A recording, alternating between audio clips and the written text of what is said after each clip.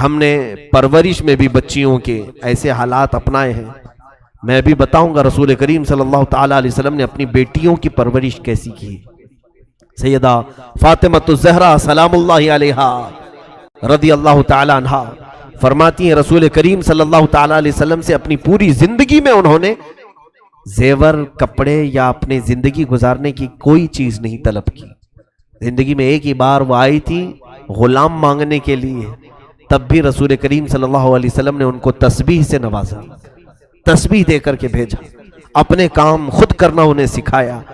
آج ہم اپنی بیٹیوں کی تربیت میں کیا کرتے ہیں؟ جب تک تمہارے گھروں میں بچیاں ہیں تم لاڑ پیار سے خوب پالتے ہو, ٹھیک ہے, اچھی بات ہے, بچیوں کے ساتھ نرم اچھی محبت, ان کے ساتھ شفقت و محبت ضرور ہونی چاہیے, لیکن امور خانہ داری اگر تم نے اسے نہیں سکھایا, میرے عزیزوں, جس گھر میں یہ بیاہ کر کے جاتی ہے اس کے شوہر کا باپ, اس کے شوہر کی ماں جتنے بھی اچھے ہوں, لیکن ساس ساس ہوتی ہے, سسر سسر ہوتا ہے, ماں اور باپ تم ہو, پھر وہاں اس کی تمام چیزوں کو دیکھا جائے گا. اگر وہ امور خانہ داری میں برابر نکلی تو وہ لوگوں کی نظر میں محبوب رہے گی, اچھی رہے گی. لیکن اکثر حالات ایسے بگڑے ہیں کہ ہم نے اپنی بچیوں کو لاڈ و پیار سے پالا, کچھ بھی نہیں سکھایا, نہ والدین کے ادب و احترام سکھائے, نہ بڑوں کے ساتھ گفتگو کرنے کے سلیقے ہم نے سکھائے, نہ لوگوں سے مل کر بات کرنے کے انداز ہم نے سکھائے. بچیاں کھیلتے کھیلتے ایسی بڑی ہو گئیں, کیونکہ باپ کی نظر میں 25 سال کی بیٹی بھی جو ہے وہ بچی ہی ہوتی ہے. ارے ہماری ابھی تو چھوٹی بچی ہے, تمہارے لیے بچی ہے لیکن دنیا کے لیے نہیں. بلکہ بچیاں جب تمہاری 5 سال کی ہو جائیں اسی وقت سے تم اس کی تربیت کی فکر کرنے لگ جاؤ, بلکہ اسلام نے اس سے قبل تربیت کا تمہیں سلیقہ دیا ہے. سیدہ کائنات فاطمہ الزہرا رضی اللہ تعالیٰ عنہا اس وقت اپنی ماں خدیجۃ الکبریٰ رضی اللہ تعالیٰ عنہا کو کفن پہنا رہی تھی جب ان کی عمر 3 سال کی تھی. 3 سال کی عمر تھی اس وقت وہ اپنی ماں خدیجۃ الکبریٰ رضی اللہ تعالیٰ عنہا کو کفن پہنا رہی تھی. کوئی بچی یہ کام کرے گی؟ حضور پاک صلی اللہ تعالیٰ علیہ وسلم حرم کعبہ میں آئے ہیں نماز کے لیے, سجدہ کر رہے تھے, ایک ظالم وحشی درندے نے اونٹ کی گندی وہ جڑی لا کر حضور کی پیٹھ پر ڈالا. اس وقت کوئی نہیں دیکھ رہا تھا, ننھی سی یہ فاطمہ دوڑتی ہوئی آئیں جب ان کی عمر 5 سال کی تھی, 4.5-5 سال کے بیچ میں, پوری حضور کی پیٹھ مبارکہ اپنے ہاتھوں سے صاف کیا. رسول کریم صلی اللہ تعالیٰ علیہ وسلم کو کوئی بھی چیز نہ لگے, حضرت فاطمہ تو 5 سال کی عمر میں اس کا خیال کرتی تھی. عزیزان گرامی, وہ تربیت اس انداز سے ہوئی تھی کہ امور خانہ داری میں وہ پورا کمال رکھتی تھیں. اور اس کے بعد حضور صلی اللہ تعالیٰ علیہ وسلم کی یہ بیٹیاں گھروں میں کھانا بنانا خود جانتی تھیں. حضرت خدیجہ کے انتقال کے بعد گھر پورا چلانے کی ذمہ داریاں حضور کی بیٹیوں کے اوپر تھی. حضرت فاطمہ رضی اللہ تعالیٰ عنہ نے تو 5 سال کی عمر سے ہی چولہا سنبھالا تھا. 5 سال کی عمر میں, 5 سال میں تو ہماری بچیاں صرف کھیلتی ہیں. میرے عزیزوں, یقیناً تمہاری محبت اپنی جگہ پر, ان کی تربیت پر توجہ تو ہو. آپ اگر ان کو سکھانے میں کچھ سختی کرتے ہو تو یہ بچیاں بعد میں تمہیں یاد کر کے فخر کریں گی کہ ہمارے ماں باپ نے ہمیں زیور اخلاق سے نوازا ہے. اگر تم شادی میں انہیں زیور نہیں بھی دیے, اخلاق کی دولت دیا, تو پھر یہ پوری زندگی بھر اس جیسی عورت کوئی کہیں نہیں ملے گی. دنیا والے بھی دیکھ کر فخر کریں گے کہ اس کے ماں باپ نے اس کو سونا چاندی اگرچہ نہیں دیا لیکن اخلاق کا زیور دے کر کے بھیجا ہے. وہ اخلاق کے زیور پر تم توجہ کرو. بچیاں کس سے بات کرنی چاہیے, کس سے نہیں بات کرنی چاہیے, یہ سلیقے باپ سکھائے. کہاں ہمارے پاس وقت ہے. ہم اپنی بچیوں کو ٹائم کب دیتے ہیں؟ سنڈے ٹو سنڈے, باقی سب تو ہمارے جاب پر چلتے ہیں. اس وقت تو ہم کام پر چلے جاتے ہیں جب بچے سو رہے ہوتے ہیں, اور پھر جب واپس آتے ہیں تب بھی بچے کھا کر کے سو چکے ہوتے ہیں. اکثر ایسا ہوتا ہے کہ گھروں میں بچوں کے ساتھ اچھی طرح سے مل بیٹھ کر کے تربیت کا کوئی انداز ملتا بھی ہے تو وہ ہفتے میں ایک بار سنڈے آتا ہے. وہ بھی ہم نے دیکھا ہے کہ بچے اصرار کرتے ہیں کہیں پکنک پہ چلو, تو وہ بھی پکنک پہ نظر ہو گیا, کہیں گھومنے کے لیے چلے گئے. تو اسی طرح سے تو پوری جوانی آ گئی, تمہیں خبر ہی نہیں ہوتی, احساس ہی نہیں ہوتا کہ ہمارے بچے کب بڑے ہو گئے. تمہارے سامنے پلک جھپکتے یہ کھڑے ہو جاتے ہیں، جوانی کی عمر میں آ جاتے ہیں. اس لیے توجہ کریں. رسول کریم صلی اللہ تعالی علیہ وسلم کے اس گھرانے سے میں آج بات کرتا ہوں. ازواج مطہرات نے بھی صبر کا دامن تھامے رکھا. اخلاق تقوی حضور کے گھر میں ایسا تھا کہ اللہ کے حبیب صلی اللہ تعالی علیہ وسلم اپنی وفات کے وقت ساری ازواج مطہرات کو بلا رہے ہیں. جس دن حضور کی وفات ہوئی، جس دن حضور کا انتقال ہوا، ساری بیویوں کو بلایا. رسول پاک صلی اللہ تعالی علیہ وسلم نے ساری بیویوں سے پوچھا، کیا تم میں سے کسی کے پاس سونا چاندی زیور ہے؟ کسی زوجہ محترمہ نے کہا کہ ہاں یا رسول اللہ میرے پاس ہے. اللہ کے حبیب صلی اللہ علیہ وسلم نے اپنی اسی آخری حالت میں فرمایا، اگر تم چاہو تو یہ صدقہ کر دو، اگر تم یہ چاہو تو صدقہ کر دو. مشورہ دیا. ازواج مطہرات نے پوچھا، یا رسول اللہ صلی اللہ علیہ وسلم کیا آج سے سونا چاندی پہننا عورتوں کے لیے حرام ہو گیا؟ اب ہم زیور نہیں پہن سکتی؟ رسول کریم صلی اللہ علیہ وسلم نے فرمایا، نہیں، حرام نہیں ہے، زیور پہن سکتی ہیں عورتیں، لیکن اے میری بیویوں، میں یہ چاہتا ہوں کہ میں رب کے حضور حاضر ہو رہا ہوں، میں اپنے رب کی بارگاہ میں اب جا رہا ہوں، میرے جانے کا وقت آ گیا. میں یہ چاہتا ہوں کہ میں اپنے رب سے اس حال میں نہ ملاقات کروں کہ میرے گھر میں سونا چاندی پڑا ہوا ہو. میں کسی چیز کا مالک بن کر کے میرے مولا کے حضور نہیں جانا چاہتا. فقر اللہ کو پسند ہے، میں فقیر بن کر اللہ کے حضور حاضر ہونا چاہتا ہوں. رب تبارک تعالیٰ کے حضور صلی اللہ تعالیٰ علیہ وسلم نے اپنے آخری دن بھی ازواج مطہرات کو کس چیز کی تلقین فرمائی؟ یہی مال و دولت کی محبت اپنے دل میں نہ رکھو. میں عورتوں سے آج تھوڑی دیر گفتگو کروں. اگر دیکھیں آپ، عورتیں اگر پیسے تمہارے جیب سے لے کر بچا بھی لیتی ہیں، کس لیے بچاتی ہیں؟ ان کے شوق کھانے پینے کے کم ہوتے ہیں، باہر جا کر کے اڑائیں، وہ چند ہوتی ہوں گی، لیکن اکثر عورتوں کا شوق سونا خریدنا ہے، چاندی خریدنا ہے. اور یہ کوڑی کوڑی جمع کر کے خرید بھی لیتی ہے. یا تو کسی کا شوہر اس کو فورس کر کے، یا ماں باپ کو فورس کر کے سونا چاندی جمع کرو.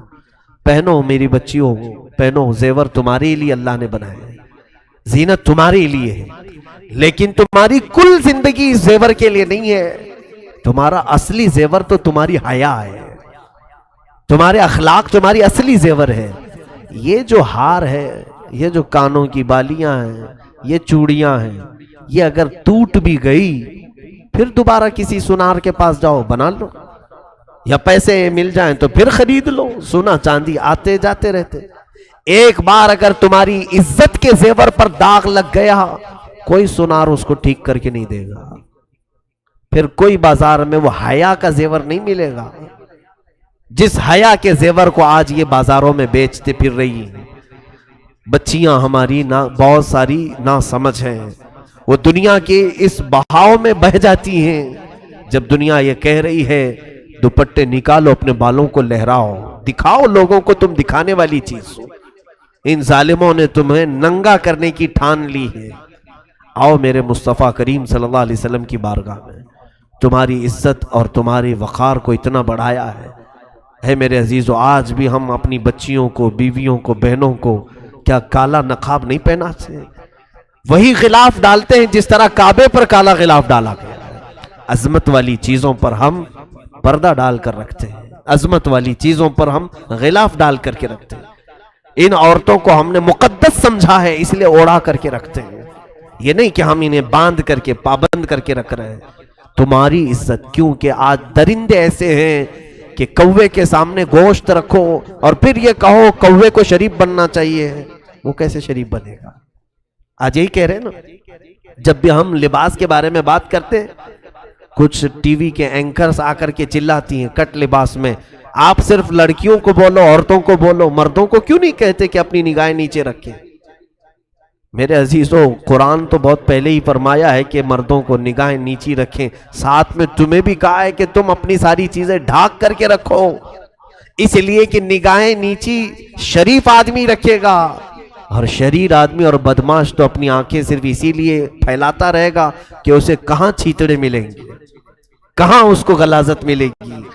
اور تم کووں کو اگر کہہ دو کہ شریف بن کر کے رہو، ہم گوشت اوپر کھلا رکھے ہوئے، کتنے کوے شریف نکلیں گے؟ کسی سے اگر تمہاری برادری ہو، تعلق ہو، تو وہ کوا ہو سکتا ہے گوشت چھوڑ کے چلا جائے، ورنہ تو کوے کے اندر ہرس ہے، لالچ ہے، وہ ٹھوک مارے گا، گوشت اٹھا لے جائے گا۔ آج ہماری بچیوں کے ساتھ جو ریپ کے کیسز بڑھتے جا رہے ہیں، اس کی ایک اہم وجہ یہ بھی ہے ان کا اظہار، ماڈرن کلچر۔ میرے عزیزو، میری یہ بات جو ہے نان مسلم بھی ایکسیپٹ کرتے ہیں، بہت سارے ہیں، بہت سارے جو مسلمان نہیں ہیں وہ بھی اس بات کو سراہتے ہیں۔ حقیقت ہمارا جو کلچر ہے، ہمارا جو مشرقی کلچر ہے، یہ اس میں الحمدللہ بہت عافیت ہے۔ اگر تم ماڈرن کلچر کی بات کر کے مغربی تہذیب کو لانا چاہتے ہو، ویسٹرن کلچر، تو اس میں تو یہ ہے کہ ماں کون ہے وہ بھی بچے کو معلوم نہیں، باپ کتنے ہیں وہ بھی معلوم نہیں۔ اس کلچر کو تم پسند کرتے ہو جہاں گدھے اور بیل، کتے اتنا نہیں زنا کرتے ہوں گے جتنا مرد اور عورتیں سڑکوں پر کرتے ہیں۔ کیا وہ کلچر تمہیں پسند ہے؟ جنگل کی طرح اگر جانوروں کی طرح جینا پسند ہے تو پھر معاشرے میں رہنے کا مطلب کیا ہے؟ میرے عزیزو، اسلام کے اقدار کو سمجھو۔ اسلام نے تمہیں عزتوں سے نوازا ہے۔ مرد یقیناً اپنی نگاہوں کی حفاظت کرے، لیکن بچیاں اپنے جسموں کو ڈھانکیں، اپنے جسموں کی نمائش نہ کریں۔ حدیث پاک میں ہے جو عورت صرف خوشبو لگا کر اس لیے نکلتی ہے، خوشبو لگانا منع نہیں ہے، لیکن اس کی نیت اگر یہ ہے کہ بازار میں لوگ میری طرف متوجہ ہو جائیں، میری خوشبو کو سونگھیں، سپرے لگا کر، پرفیوم لگا کر عورتیں جس طرح سے چلیں، حدیث پاک میں موجود ہے۔ فرمایا رسول کریم صلی اللہ علیہ وسلم نے کہ وہ زنا کرنے والی عورت ہے، کہ اس نے لوگوں کو زنا کی دعوت دی، کتنوں کی خواہشوں کو بھڑکایا، کتنوں کی نگاہوں کو خراب کیا، یہ مرکز گناہ بن جاتی ہے۔ اور ایک حدیث پاک میں اگر کسی اجنبی مرد نے تمہارے جسم کو بلا حجاب چھوا، زنا بہت دور کی بات ہے، ایک عورت کے ساتھ دوسرا مرد اگر بغیر کسی شرعی تعلق کے چھوا ہے، چھونے کی بات آئی ہے، زنا کی نہیں، چھوا ہے، تو اس عورت پر قبر میں اللہ تعالیٰ 99 سانپ مسلط کرے گا۔ اس میں سے ایک سانپ اتنا قوت والا کہ وہ صرف پونچھ اگر پہاڑ پہ مارے تو پہاڑ پھٹ جائے گا، وہ اس عورت کی قبر پر سانپ مسلط کیے جائیں گے۔ تو اپنے جسم کو کسی کے حوالے ہرگز نہ کرو جب تک تمہارا نکاح نہ ہو جائے۔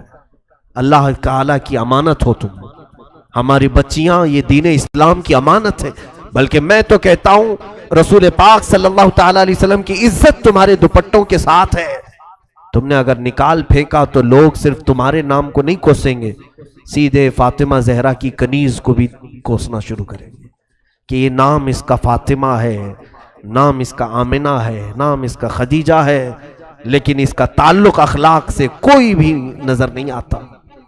عزیزان گرامی، میں بچیوں سے کہہ رہا تھا سونے اور چاندی کے اکٹھا کرنے میں جو دن اور رات لگا کر پیسے جمع کرتی ہیں، ٹھیک ہے جمع کر لیا، سونا بھی جمع کیا، چاندی بھی جمع کیا، پتہ ہے میں نے دیکھا ہے، اور جب اس کا انتقال ہو جاتا ہے گھر میں پردہ کر لیا گیا، ایک خاتون کا انتقال ہو گیا ہے، سب سے پہلے گھر کی عورتیں، بچیاں ہوں اس کی یا بہنیں ہوں یا اس کے رشتہ دار ہوں، آ کر کے سب سے پہلے وہی سونا نکالتی ہیں اس کے کانوں سے، اس کے گلے سے وہ ہار نکال لیتی ہیں، اس کے ہاتھوں سے وہ چوڑیاں نکال لیتی ہیں، پائل نکال لیے جاتے ہیں۔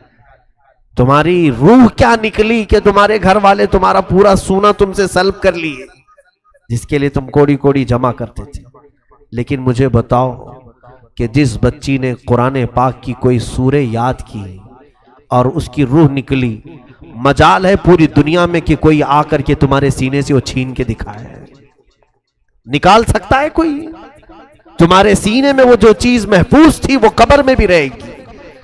بلکہ حدیث پاک میں یہ ہے کہ جس نے قرآن کے حلال کو حلال سمجھا اور اس کے حرام کو حرام سمجھا اور اس کے پاس سینے میں قرآن کا کوئی حصہ محفوظ رہا تو اس سینے کو قبر کی مٹی بھی نہیں کھائے گی۔ دنیا والے تو چھوڑے، یہاں جس زیور کے لیے آج بچیاں ہماری جان توڑ کوشش کر رہی، میں کہتا ہوں خاطر خواہ زیور اگر تمہیں مل جائے، ایک میانہ روی، بہت زیادہ بھی نہ ہو اور بہت زیادہ بخالت بھی نہ ہو، اگر ہے تمہارے پاس مال تو جتنا تم اپنے سٹیٹس کو دیکھو، اپنے درجات کو دیکھو، اسی اعتبار سے اپنے زیور کو خریدو اور استعمال کرو. میں حرام بھی نہیں کہہ رہا ہوں. عورتیں ضرور اپنی بالیاں پہنیں، چوڑیاں پہنیں، ہار پہنیں. ہم تو عورتوں کو زینت کے لیے یہ تمام چیزیں دلا بھی سکتے ہیں، لیکن درمیانی راستہ اختیار کریں. اس میں اتنا بھی زیادہ نہ ہو کہ کوئی غریب بچی دیکھ کر کے للچانے لگ جائے، کاش میرے پاس مال ہوتا میں بھی ایک بڑا ہار لے لیتی. ایسا بھی نہ ہو کہ کئی بچیاں ہمارے نکاح میں چلی جاتی ہیں، ان کے پاس ایک چھوٹی سی بالی بھی نہیں ہوتی کان کی.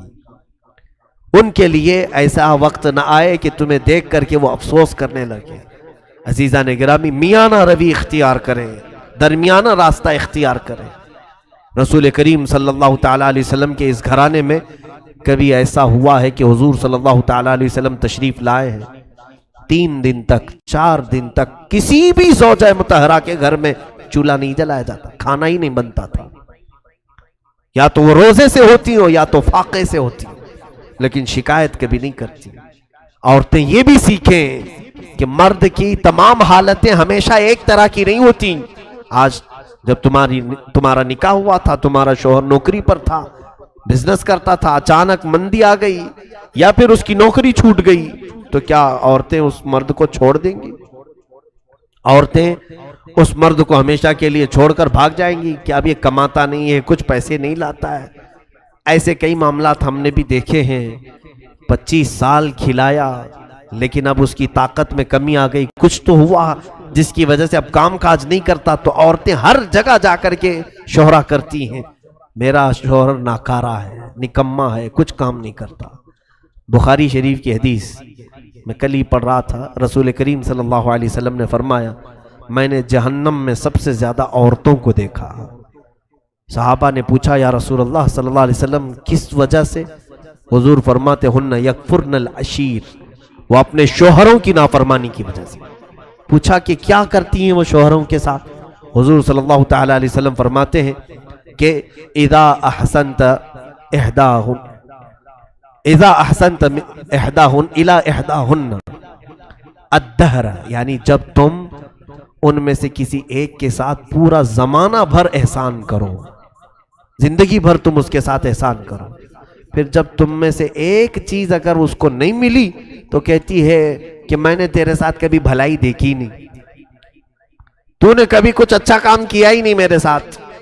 یہ جملہ عورتوں کا انہیں دوزخ میں لے جائے.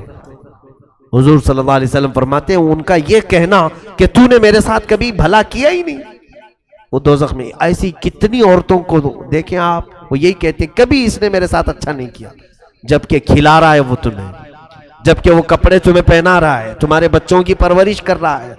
محض یہ ہے کہ تمہاری بہت زیادہ خواہشات کو اس نے پورا نہیں کیا. ایسے کئی واقعات ہمارے سامنے ہیں کہ غلط خواہشات عورتوں کی مردوں کو غلط راستے پر لے آتی ہیں.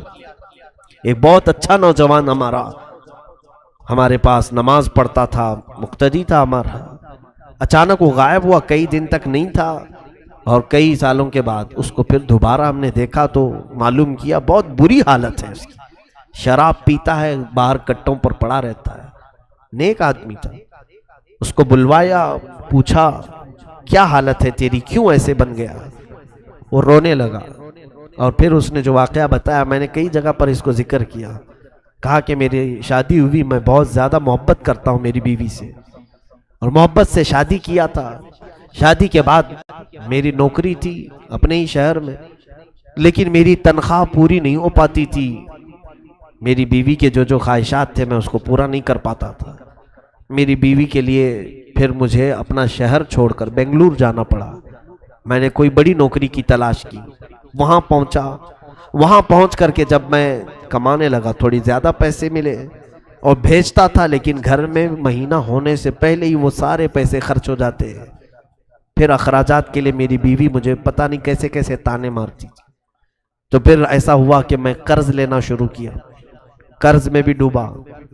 ٹینشن اتنا بڑھ گیا، گھر پیسے بھیجنے کا اور ادھر قرض خواہوں کا. اس اثنا میں سگریٹ پینے لگا. لوگوں نے کہا کہ سگریٹ پئیں گے تو تھوڑا سا ٹینشن کم ہوتا ہے. پیتے پیتے یہاں تک عادت لگ گئی کہ نوکری جس میں جاتا تھا وہاں کی نوکری بھی چھوٹ گئی.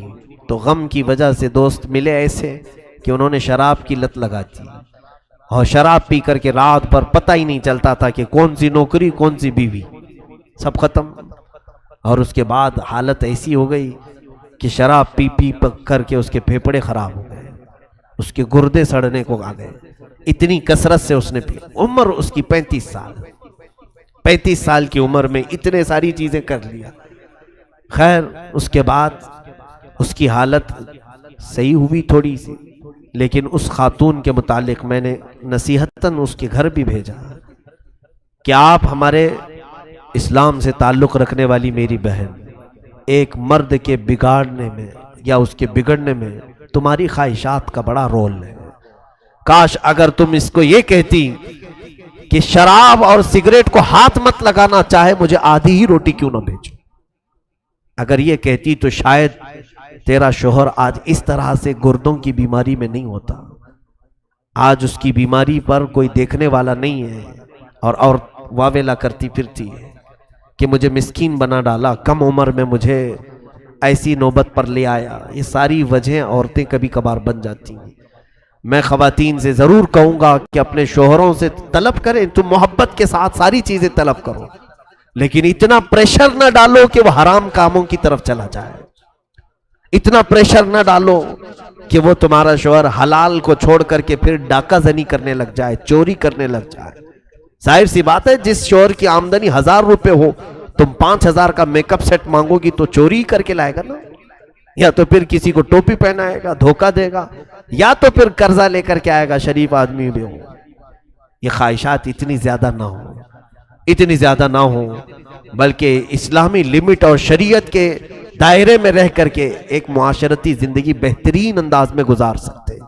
وہ زندگی آؤ میرے مصطفیٰ کریم صلی اللہ علیہ وسلم کے گھر والوں میں، آقا کونین صلی اللہ تعالیٰ علیہ وسلم۔ ایک بات سن لیجئے آپ، حضرت ابو ہریرہ کہتے ہیں، سیدنا ابو ہریرہ رضی اللہ تعالیٰ، یہ کون سے صحابی؟ اصحاب صفہ میں سے، جو 70 صحابہ حضور کی مسجد میں ہمیشہ رہتے تھے، گھر بار چھوڑ کر کے آئے اور صدقے پر یہ چلتے تھے، جو کچھ بھی ان کو صدقہ آتا تھا وہی کھاتے تھے۔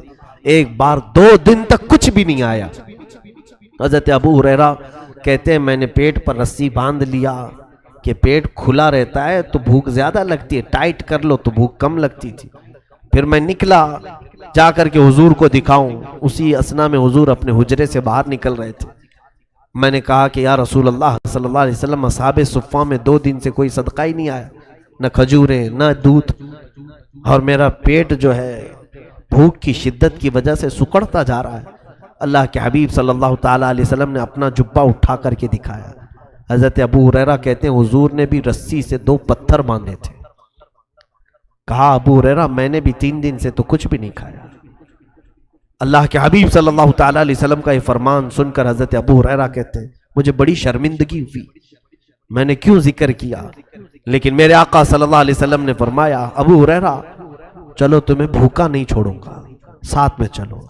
نکلے، دوپہر کا وقت تھا، دیکھا باہر مسجد نبوی کے حضرت ابو بکر اور حضرت عمر بھی آئے ہوئے تھے۔ حضور نے ان سے پوچھا کہ کیسے باہر آنا ہوا؟ وہ دونوں بھی اپنا پیٹ پکڑ کر کہہ رہے تھے یا رسول اللہ بھوک نے ہمیں باہر لایا۔ حضرت ابو بکر تو یہ کہہ رہے تھے بھوک شدت کی لگی ہے تو اس وقت باہر کیوں آئے؟ کہا چہرے رسول دیکھتے ہیں تو بھوک ختم ہوتی ہے۔ رسول کریم صلی اللہ تعالیٰ علیہ وسلم کے چہرے پاک کو دیکھ کر بھوک کو کم کرنا، یہ وہ صحابہ جو پوری دنیا پر حکمرانی کر چکے، یعنی عدل و انصاف کے اعتبار سے یہ صحابہ فاقہ میں رہتے تھے، اور حضور صلی اللہ علیہ وسلم نے ان تینوں کو لے کر ایک جگہ کی طرف کا قصد فرمایا اور حضور سیدھے حضرت ابو ایوب انصاری کے مکان پر آئے۔ یہ میزبان رسول ہیں، جس وقت میرے آقا مدینے میں اترے تھے تب بھی پہلے ان کے ہی گھر پہ اترے۔ حضور صلی اللہ تعالیٰ علیہ وسلم ان کے گھر پر سیدھے اندر آئے، کہا ابو ایوب ہیں؟ ان کی بیوی نے کہا باہر گئے ہیں کام پر۔ کہا گھر میں کچھ کھانا ہے؟ ان کی بیوی کہنے لگی ابھی تو کچھ بنا نہیں۔ اسی اثنا میں انہوں نے بلوایا اپنے شوہر کو، حضرت ابو ایوب بھاگتے ہوئے آئے، کہا دوپہر کے وقت رسول خدا صلی اللہ علیہ وسلم کا میرے گھر پر آنا، اور انہوں نے اپنی بیوی سے کہا 6 مہینے کی بکری کا ایک بچہ ہے، جلدی ذبح کرو اور اسے کھلا دیتے ہیں۔ انہوں نے بکری کو ذبح کیا، رسول کریم صلی اللہ تعالیٰ علیہ وسلم کے لیے سالن بنا. کتنے لوگ تھے؟ ابو بکر، عمر، حضرت ابو ہریرہ رضی اللہ تعالیٰ عنہ. حضور صلی اللہ تعالیٰ علیہ وسلم دسترخوان پر بیٹھے ہیں، سالن بنا. حضرت ابو ہریرہ فرماتے ہیں اس گوشت کے سالن کی خوشبو آدھی بھوک ختم کر چکی تھی. حضرت ابو ایوب نے جب وہ سالن پیش کیا دسترخوان پر، سنیے میرے عزیزو، اللہ کے حبیب صلی اللہ علیہ وسلم فرماتے ہیں ابو ایوب ایک اور برتن ہو، ایک اور کھٹوری ہو تو لے آؤ. وہ لے آئے. سالن کو حضور نے آدھا آدھا کیا اور کہا جاؤ میری بیٹی فاطمہ کے گھر پہنچاؤ، 8 دن سے وہ فاقے میں ہے. فاطمہ کا 9واں دن ہے آج فاقے کا. حضور پاک صلی اللہ تعالیٰ علیہ وسلم کی لخت جگر سیدہ کائنات، لیکن انہوں نے احساس تک نہیں ہونے دیا. حضرت ابو ہریرہ کہتے ہیں اصحاب صفہ کا جو چبوترا تھا کہاں ہے جانتے؟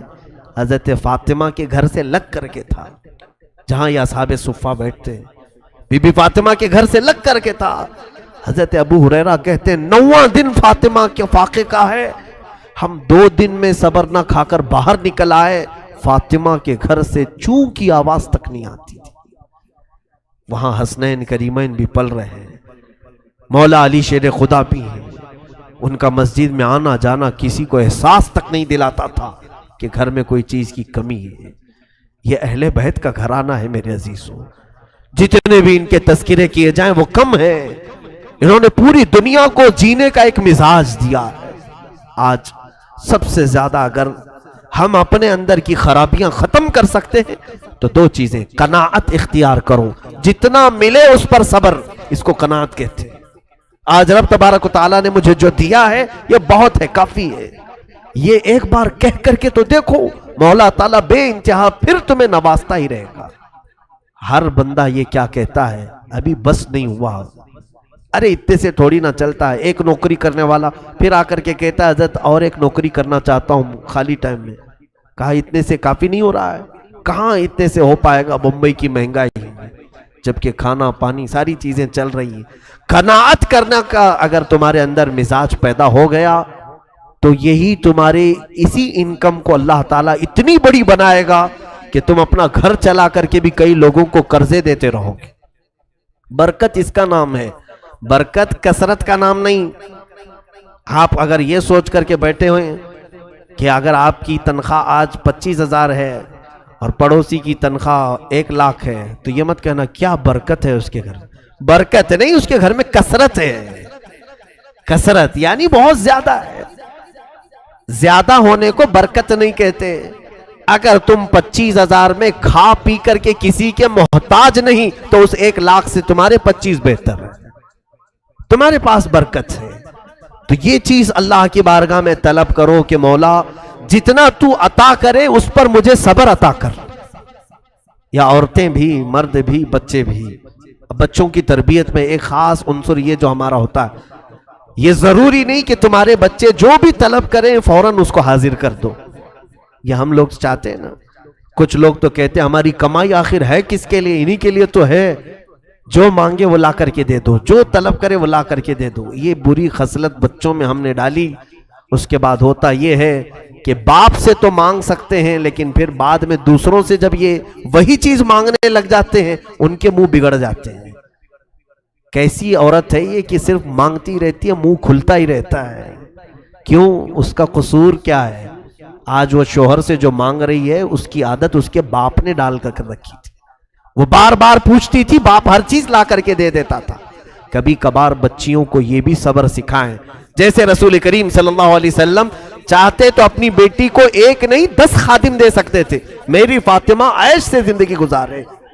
بدر کے قیدی غلام بنا کر کے دیے جا رہے تھے، حضرت فاطمہ کو حضور 10 غلام دے سکتے.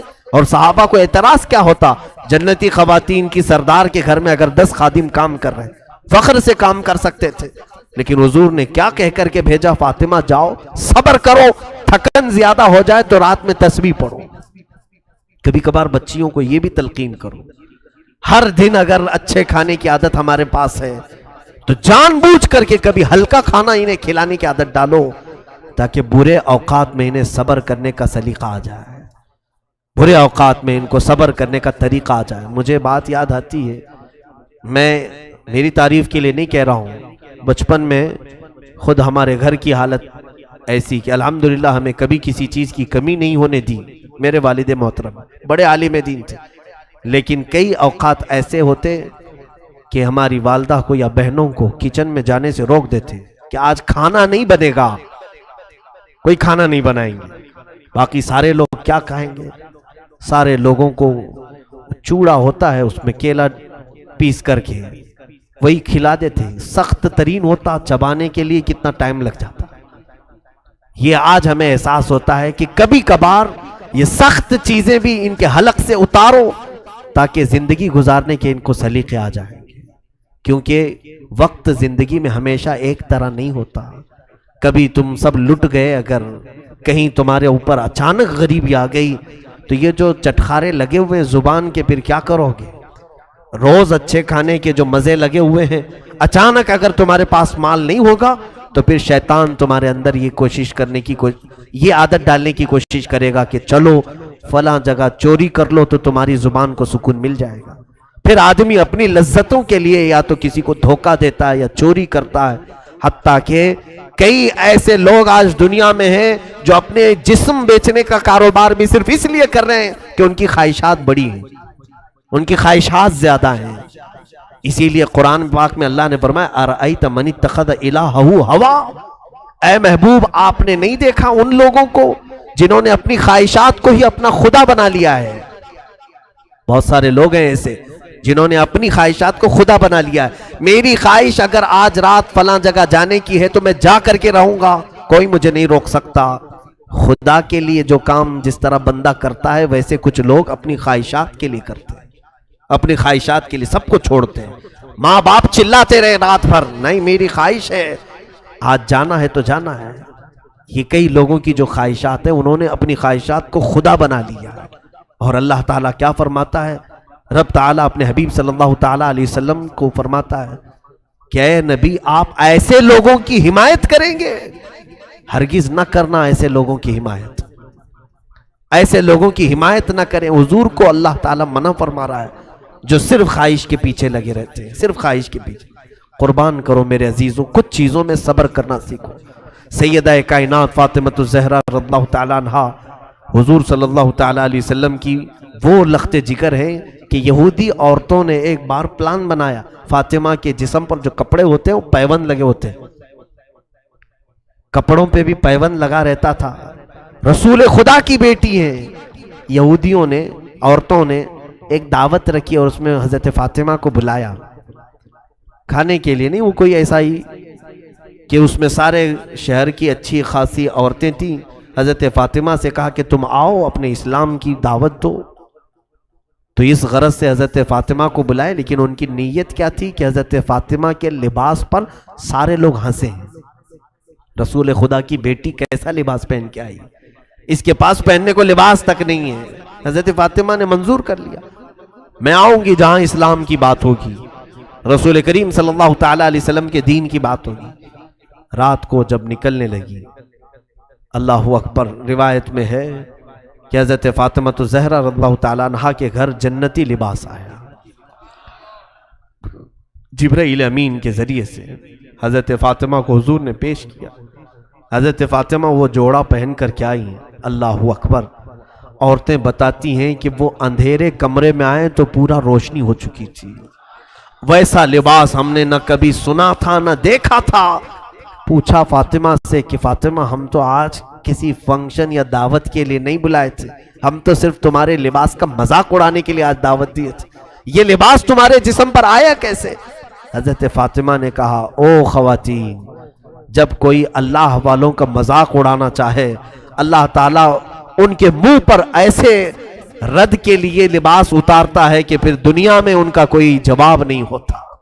رسول کریم صلی اللہ تعالیٰ علیہ وسلم کی اس لخت جگر کو اللہ عز و جل نے جنتی لباس اتارا، ان کے گھر میں جنتی دسترخوان اترا.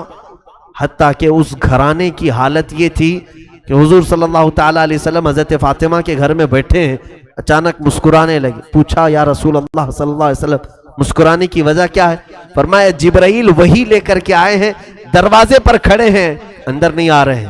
پوچھ رہے ہیں کہ یا رسول اللہ یہ اہل بیت کا گھرانہ ہے، اگر اجازت ہو تو اندر آؤ۔ بے اجازت ان کے گھر میں جبرائیل آتے نہیں، قدر والے جانتے ہیں عز و شان اہل بیت۔ رسول کریم صلی اللہ علیہ وسلم کے گھر والوں کی یہ عزت ہے کہ وہاں جبرائیل بغیر اجازت کے داخل نہیں ہوتے تھے۔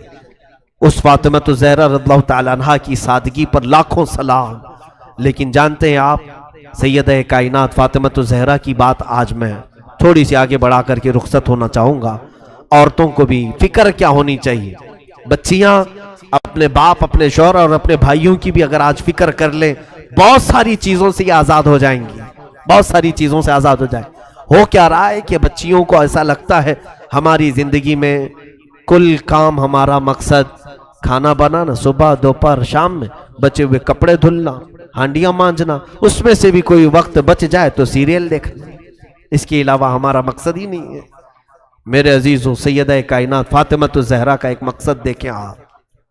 جانتے ہیں آپ رسول کریم صلی اللہ علیہ وسلم کی اس دختر نیک اختر جن کی ہمیشہ تمنا کیا رہتی تھی، فرماتی ہیں حضور صلی اللہ تعالیٰ علیہ وسلم نے جب حضرت علی سے ان کا نکاح طے کیا تو مہر مقرر کرنے کے لیے حضور نے خود ان سے مشورہ کیا، حضرت فاطمہ سے۔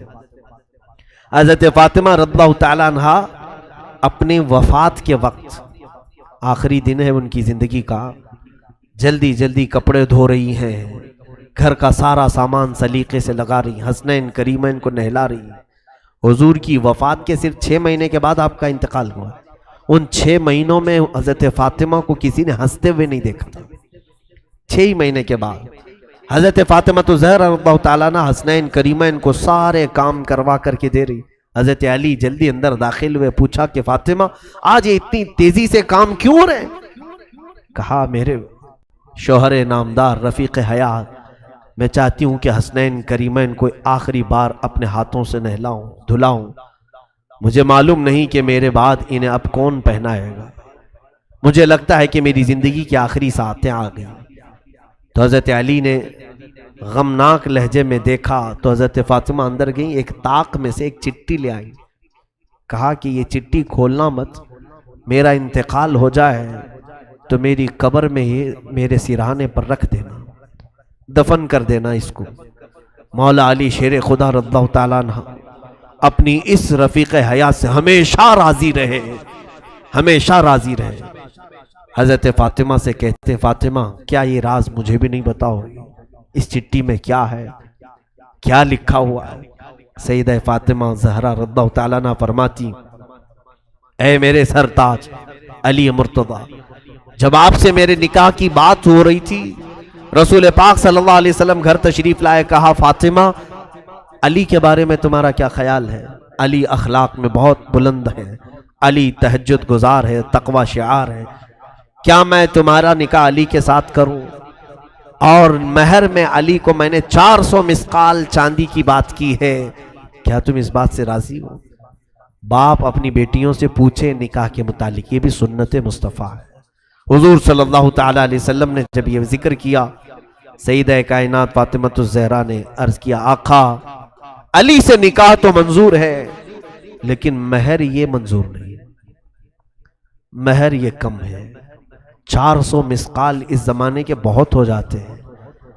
رسول پاک صلی اللہ تعالیٰ علیہ وسلم نے فرمایا اے فاطمہ تم مہر میں کیا چاہتی ہو بتاؤ، میں علی سے مطالبہ کروں۔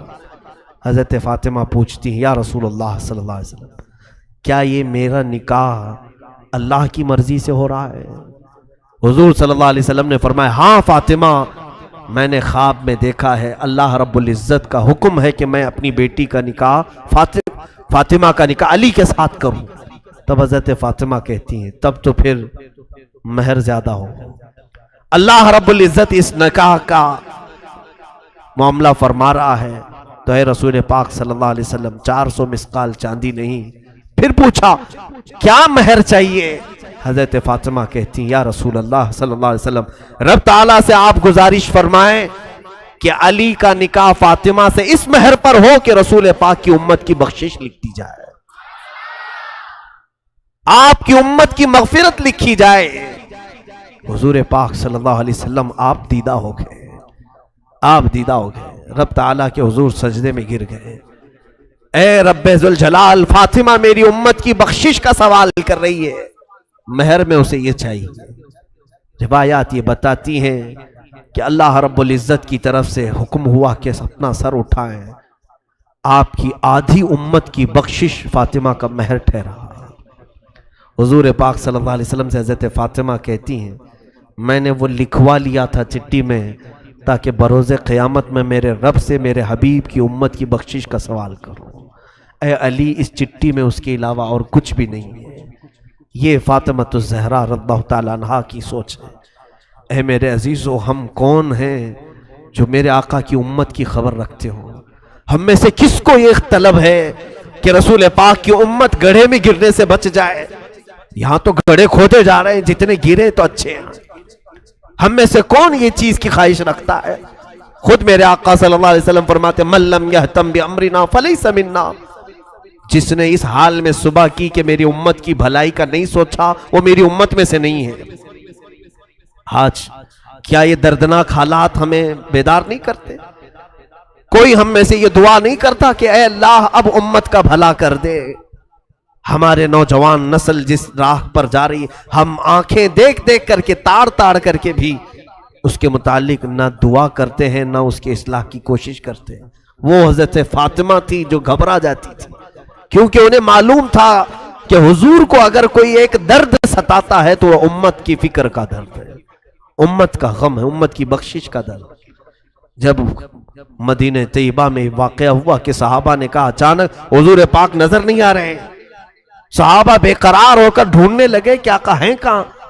ایک صحابی نے پا لیا حضور مدینے کے نواح میں دور کسی ایک جنگل کے پاس سجدے میں ہیں، اور حضرت ابو بکر وہاں ڈھونڈتے ہوئے پہنچے۔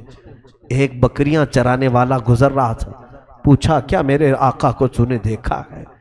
رسول پاک صلی اللہ تعالیٰ علیہ وسلم ہمیں کئی لمحے ہو گئے نظر نہیں آ رہے۔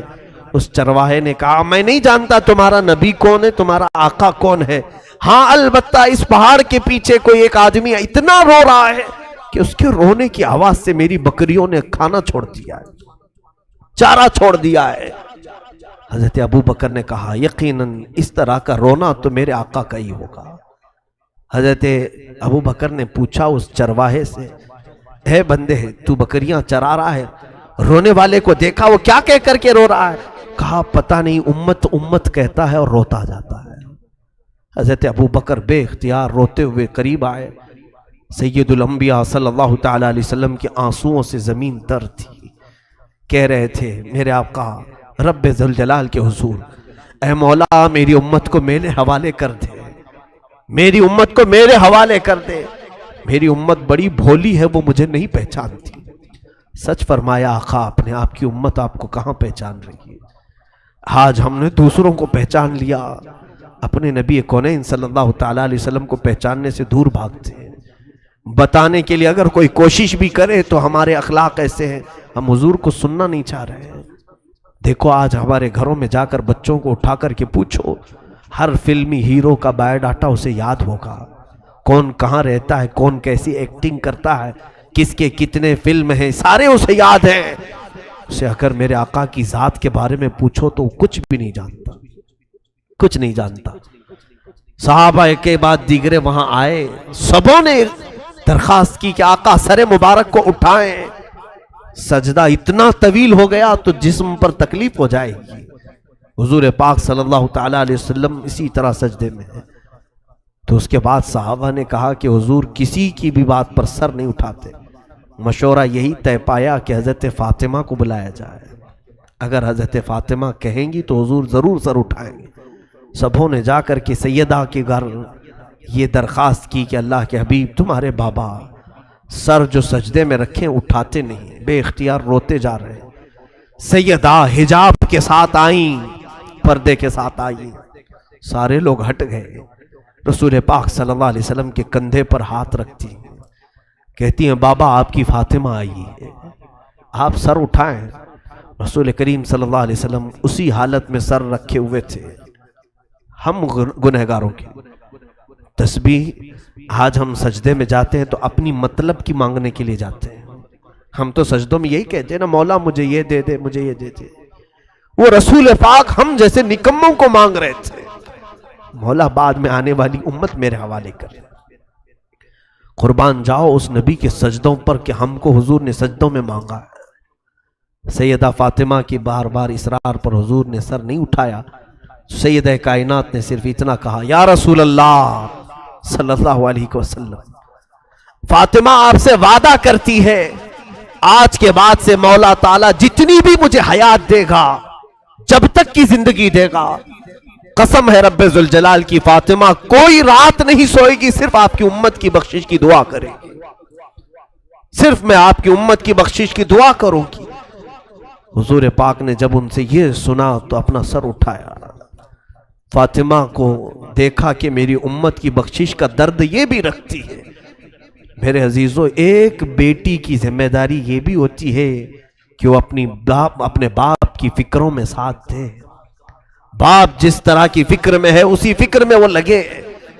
رسول کریم صلی اللہ تعالیٰ علیہ وسلم کی اس لخت جگر نے امت کا بوجھ اپنے اوپر اٹھایا. اور پھر روایات یہ بتاتی ہیں رات کے بعد وہ خود سجدے میں جاتی تھیں تو ادھر بلال حبشی کی اذان ہو جاتی تھی فجر کی، تب تک وہ سجدے میں رہتی تھی.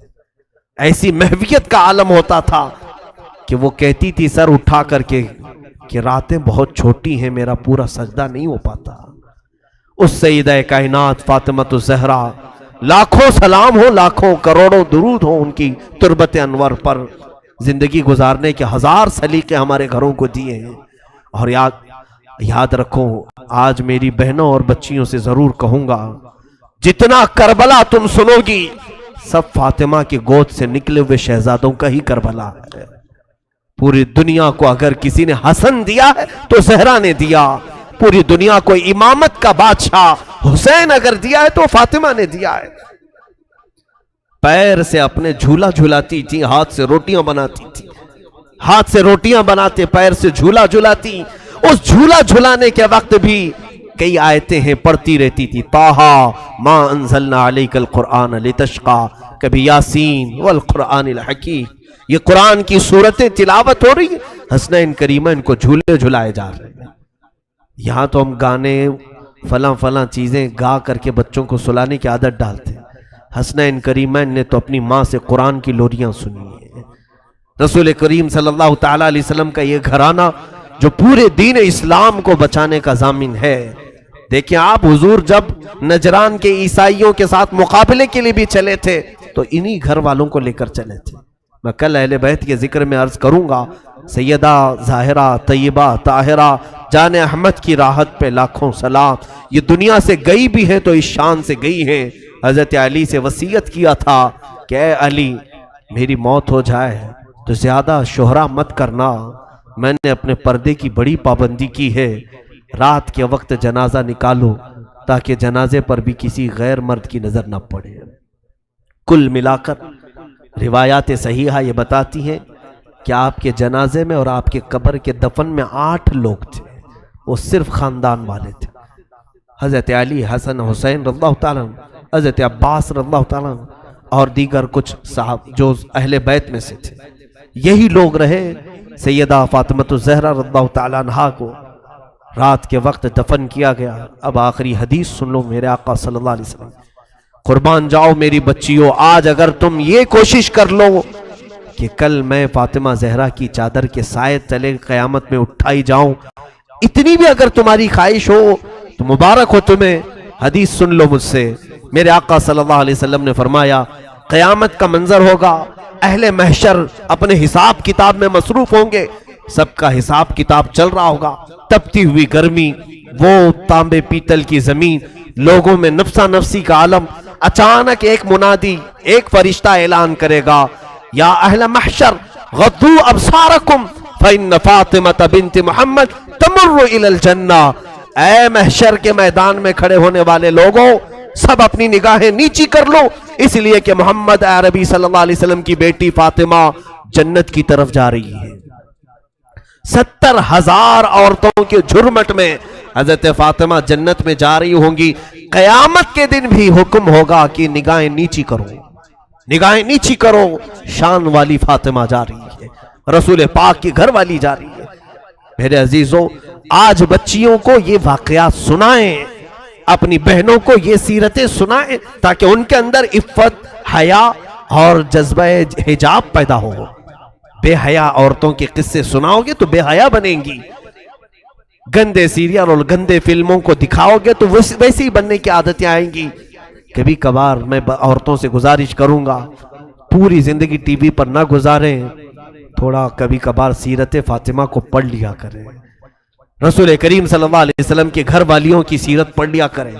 یاد رکھنا، اگر تم نے سیرت بھی پڑھ لی، آج حسن و حسین نہیں صحیح، غلام حسن اور غلام حسین تو ضرور پیدا ہوگا، تمہاری گودوں میں نونہال آئیں گے جو امت کی اصلاح کا کام کریں گے۔ میں دعا کرتا ہوں بارگاہ رب العزت میں، خدایا بحق بنی فاطمہ کہ برقول ایمان کنم خاتمہ، اگر دعوتم رد کنی ور قبول، منو دست دامان آل رسول۔ اے رب ذوالجلال، رسول پاک کے اس سخی گھرانے سے ہم سب کی محبتوں کو ہمیشہ قائم و دائم رکھ۔ مولا رافضیوں سے، خارجیوں سے ہم سب کی حفاظت فرما۔ رسول اللہ کی اس آل جس آل میں ہر بچہ نور والا بچہ ہے، میرے مولا اس گھرانے کا فضل، ان کا سایہ، ان کا کرم ہم سب کے سروں پر قائم فرما۔ رسول اللہ کے گھر والوں کی برکتیں ہم سب کو نواز دے، ہماری بیویوں کو، بچیوں کو، ماؤں کو، بہنوں کو عفت، حجاب، حیا عطا فرما دے۔ اے کریم خدا ارحم الراحمین، جتنے اس محفل میں حاضر ہیں اور جو دور سے سن رہے ہیں، بچیاں، عورتیں، گھروں کی خواتین، سب کو مولا چادر زہرہ عطا فرما دے۔ قیامت کے دن مولا ہمارے گھر والیوں کو سب کو اس فاطمہ زہرا کی جھرمٹ میں جگہ عطا فرما دے، جس جھرمٹ میں فاطمہ زہرا رضی اللہ تعالیٰ عنہ جنت کی طرف جا رہی ہوں، اسی جھرمٹ میں مولا ہماری ماؤں، بہنوں اور بچیوں کا حشر فرما دے۔ اے کریم خدا، آج پوری دنیا کو پھر سے فاطمہ کی ضرورت ہے، جو ایسی گود سے حسن و حسین پیدا کرے، جو کربلا کے واقعات کے بعد پھر سے اسلام کو زندہ کرے۔ مولا ہم سب کو ایسی خواتین عطا فرما، ایسے اصلاح کرنے والے بچے عطا فرما، ہمارے معاشرے کو نظر بد سے محفوظ فرما۔ کریم خدا، ہماری مجلسوں کو اپنی بارگاہ میں قبول فرما، اور ہماری اس مجلس کو ہماری نجات کا ذریعہ بنا دے۔ قیامت کے دن اسی مجلس کو ہماری بخشش کا ذریعہ بنا دے۔ امت مصطفیٰ کی خیر ہو مولا، دشمنان اسلام کو تو تباہ و برباد فرما، ان کے ناپاک منصوبوں کو تو خاک میں ملا دے، اسلام و سنیت کا بول بالا فرما، کفر و شرک کا منہ کالا فرما۔ اے رب ذوالجلال، ہماری دعاؤں کو رسول کریم صلی اللہ علیہ وسلم کی نالین پاک کے صدقے قبول و مقبول فرما۔ وصلی اللہ تعالی علی خیر خلقہ محمد وآلہ واصحابہ اجمعین، وآخر دعوانا الحمدللہ رب العالمین۔